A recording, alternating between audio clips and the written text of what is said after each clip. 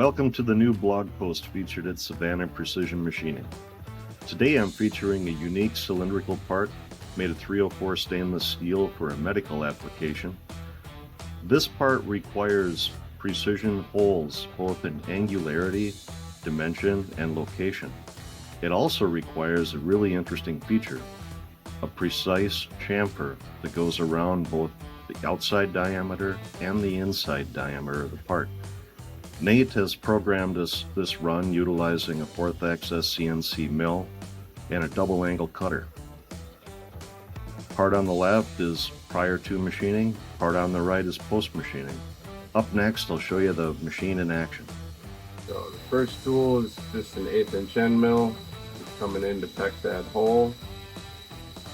Second tool would be a 5/32 end mill, and we're doing what is called a helix bore to cut 2/4 inch diameter holes.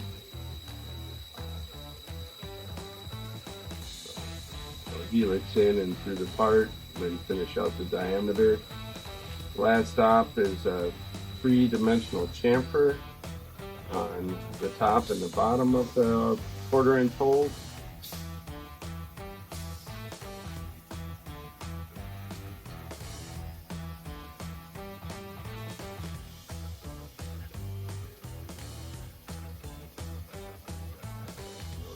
Finish out that other 1/4 inch hole, the top and bottom chamfers.